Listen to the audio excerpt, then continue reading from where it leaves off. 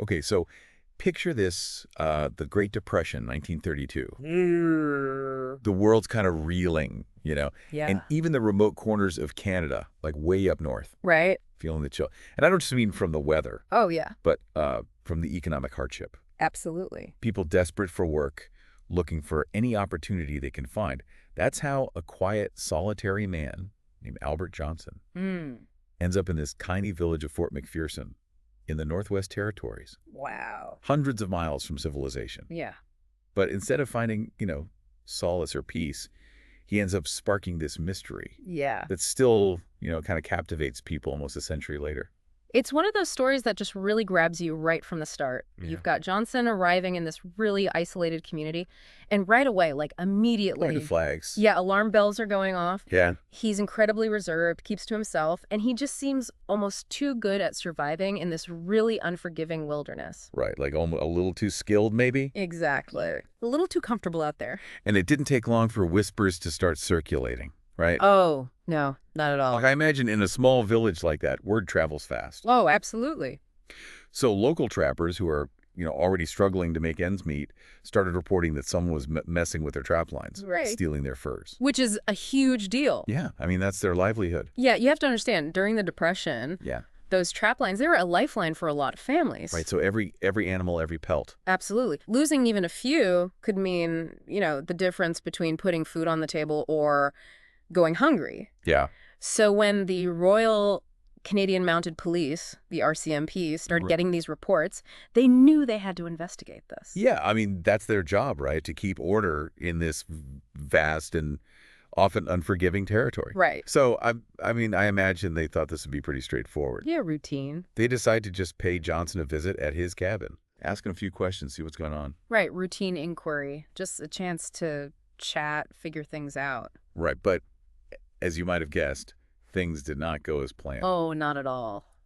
So what happened? Well, the RCMP's attempt to, just have a little question and answer with Johnson Yeah. turns into this really intense 18-hour standoff. Wow, 18 hours. Yeah. So it became pretty clear right away that Johnson wasn't just like some simple trapper. No, not at all. He was ready for a fight. It seems like he might have even been expecting them, Well, really, like prepared. Yeah, he had drilled these holes in the floor of his cabin, What? and he'd even dug this trench inside so he could fire at the officers from all these weird angles. Oh, wow. So he'd really thought this through. Yeah, it's pretty incredible. I can't even imagine what was going through the minds of those officers. Right. I mean, they're in the middle of nowhere, Absolutely. facing gunfire. And from a guy they know nothing about. Yeah, it must have been terrifying. It really speaks to Johnson's, preparedness and resilience, too. Oh, yeah? I mean, think about it. This is the Canadian wilderness in winter. Yeah, not exactly hospitable. No, temperatures could drop to, deadly levels, but Johnson just seemed unfazed. Totally determined to hold his ground. It's amazing he didn't freeze to death. I know, right? So the RCMP, I mean, they're facing this really determined and well-armed opponent. Yeah. What could they do? Well, they had to resort to some pretty drastic measures. Like what? They actually used dynamite. Dynamite. Yeah. Look. They blew the roof off his cabin. They blew the roof off his cabin. Not once, but twice. No way. Yeah. It's hard to believe anyone could survive that. I know, right? But somehow... Somehow, Johnson did. Oh. I managed to escape into the frozen wilderness. Oh, my God. And that's when the real story begins. The manhunt. The manhunt. It's incredible how this story captured the imagination of the entire nation. Oh, absolutely. Like, you have this quiet loner who suddenly becomes this folk hero for some people. A symbol of resistance against authority. Yeah, especially during that time, right? Oh, When absolutely. everyone's struggling. When people were feeling really disillusioned. And then you have the RCMP. Right. For them, it became a matter of pride, Oh, yeah, they have to catch him now. Yeah, they're determined to bring this guy in, So they put together this massive search party, Oh, yeah, huge. bringing in some of their most experienced officers, Right, the best of the best. plus local indigenous trackers who know that land like the back of their hands. They're the real experts out there. Yeah, and get this, they even brought in a famous World War I pilot, William May. For his aerial reconnaissance skills. Wow, so they're really pulling out all the stops. Oh, absolutely. It's just incredible how this chase that started in such a remote part of Canada quickly just grabbed everyone's attention. It had all the elements of a great story. Yeah, this story of survival, resilience, and this mysterious figure who seemed to just vanish into thin air. It's like something out of a movie. And it's during this chase that we really start to see just how skilled and how tough Albert Johnson really was. Oh, he was incredible. I mean, we're talking about treacherous terrain. Sub-zero temperatures. Yeah, and this guy's just out there, seemingly unfazed, outsmarting everyone. It's mind-boggling. So tell me, what are some of the things that he did to evade capture? Well, for starters, he managed to climb a 7,000-foot cliff. What, 7,000 feet? 7,000 feet. That's insane. That's something that would challenge even the most seasoned climber. And he did it while he was on the run. While he was being pursued. Wow. He also covered these huge distances in incredibly short amounts of time. So, like, he was really booking it. Oh, yeah, he was fast. The RCMP was baffled by his speed and stamina. Totally. It's like he was always one step ahead of them. Like he could anticipate their every move. No wonder the public was so captivated by this story. It's amazing, isn't it? On one hand, you've got the RCMP, representing law and order, trying to bring this mysterious figure to justice. Right. And on the other hand, you have Johnson, this lone wolf, seemingly able to outsmart and outrun everyone they send after him. The ultimate underdog. It's like a real-life David and Goliath story. Set against this dramatic backdrop of the Canadian wilderness. It's just incredible. So we have this epic chase unfolding across this frozen landscape. Right. A story that's captivating the entire nation. Yeah, everyone's following along. But amidst all the excitement and speculation, there's this crucial question that lingers. Yeah. Who was this man, Albert Johnson? Right. And what drove him to such extremes? That's the million-dollar question. Yeah, and that's what we're going to delve into in part 2 of our deep dive. Can't wait to get into it. So make sure you tune in for that, because we're going to uncover more about the Mad Trapper's past, his motivations, and the final showdown that brought this incredible chase to an end. It's a story you won't want to miss. So stay tuned. It really is the heart of the mystery, isn't it? Yeah. We have this incredible story of survival and evasion. Yeah. But the man at the center of it all, he remains this total enigma. Right. The RCMP, despite all their efforts, they were never able to conclusively identify Albert Johnson. It's like he just appeared out of nowhere. Exactly. Fully equipped and ready to survive in the wilderness. Right. And then just vanishes. Yeah, like a ghost. Leaving behind all these questions. Oh, tons of them. So what are some of the theories that people had about him? Well, some folks believe that he was a seasoned criminal. Oh, really? Yeah, maybe wanted for some past crime. Okay. And seeking refuge in the wilderness. Makes sense. Others thought he might be a war veteran, maybe suffering from what we now call PTSD. Right, shell-shocked. Yeah, exactly. Trying to find peace and isolation out in nature. Makes you wonder what could drive someone to choose that kind of existence, you know? Yeah, I mean, to cut off all ties with the outside world. It's a big decision. Yeah, it's a huge decision. But regardless of his past, one thing is certain. His actions spoke volumes. This wasn't a passive retreat from society. No. He was prepared to fight, even kill, to protect his way of life. Yeah, thinking back to that standoff at the cabin, Yeah. it wasn't just self-defense. Right. It was like a calculated resistance. It's almost like he knew they were coming. Yeah, like he was ready for them. The way those firing holes were placed, the trench dug inside, it all points to a level of planning that's beyond just reacting to a surprise visit. Right, and remember, Yeah. resources were scarce back then, For everyone. including the RCMP. Absolutely. They couldn't just waste bullets and dynamite.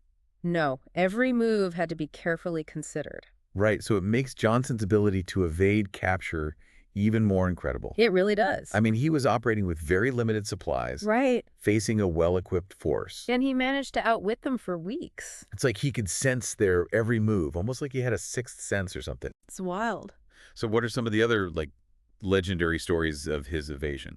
Well, he scaled that 7,000-foot cliff we talked about, navigating treacherous ice and snow, Wow. probably with very little equipment. And then there was that time he traveled almost 90 miles in just 3 days. It's insane. Just shows his incredible stamina and knowledge of the terrain. It's amazing what the human body can do when it's pushed to its limits. So we have this thrilling chase unfolding, Yeah. captivating the nation. Got everyone's hook. But then the story takes a darker turn It does. because a young RCMP officer, Constable Edgar Millen, is killed during one of the encounters. It's a tragedy. It must have been devastating for the RCMP. And the public, too. Yeah, it suddenly went from this thrilling chase to this, A very real tragedy. highlighting the real cost of this pursuit. Absolutely. It really wasn't just a game anymore. No, it became very real very quickly. And of course, this put a lot of pressure on the RCMP. Oh, yeah, they had to bring Johnson to justice. So what did they do? Well, that's when they brought in William May, the World War I pilot. Oh, right. The one we talked about earlier. Yeah.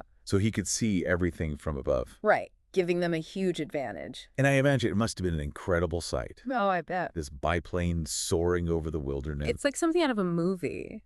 And May's involvement really was a game changer. Oh, absolutely. He was able to spot things that the ground search parties just couldn't see. It was his aerial reconnaissance that ultimately led to the final confrontation. So after weeks of pursuit, Weeks of searching. they finally cornered Johnson They found him holed up in a makeshift shelter, along the banks of the Rat River. determined to make his final stand. I can't even imagine what was going through his mind. I know, right? Exhausted, outnumbered, facing the full force of the RCMP. It's incredible that he still refused to surrender. But that just shows his incredible resilience, His unwavering determination to live life on his own terms. no matter the cost. And so the final showdown took place, a desperate shootout.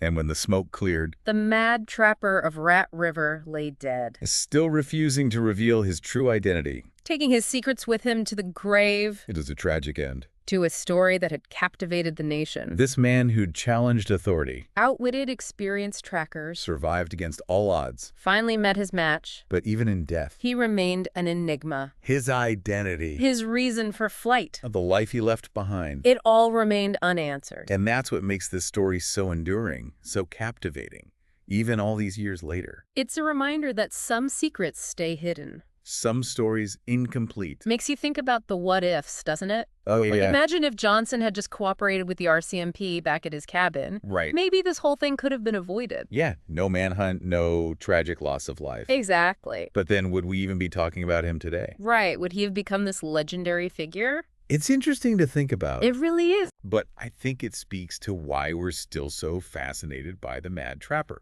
Yeah, for sure. What drove this man to such lengths? Right. Was it fear, paranoia, just a deep distrust of authority? Or is there something more? Something he was desperately trying to protect.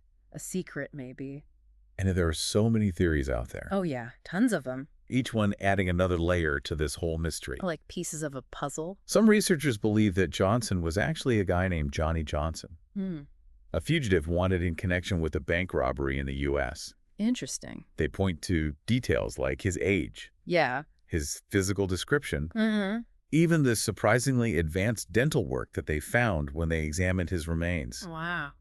It suggests a life beyond the wilderness. A past he was trying to hide. Right, and don't forget, he was carrying a lot of cash when they caught him. Oh, that's right. Not something you'd typically expect from a solitary trapper. No, not at all. But even with these clues, the mystery remains. Yeah, it's true. We may never know his real name, why he ran, what secrets he was keeping. And maybe that's part of the appeal, The unknown. Exactly. It's a reminder that even in our modern world, with all our technology, Yeah, all our databases. some enigmas just remain unsolved.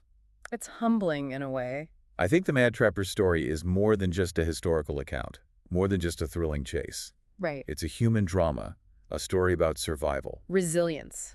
The power of the unknown. It makes us question our own assumptions about human nature. The choices we make. The secrets we keep. Why do we choose the paths we choose? It's a fascinating question. And I think that's why, nearly a century later, the Mad Trapper of Rat River continues to fascinate us. Absolutely. It's a reminder that there are still mysteries out there, waiting to be unraveled. Stories that challenge us to look deeper, to grapple with the complexities of the human spirit. So what do you think, listeners? Yeah, we want to hear from you. What parts of the Mad Trapper's story resonated with you the most? Do you have any theories of your own? Share your thoughts with us. And if you enjoyed this deep dive into this captivating tale, Be sure to subscribe for more. more fascinating explorations of history's hidden corners. And the enduring power of the human spirit.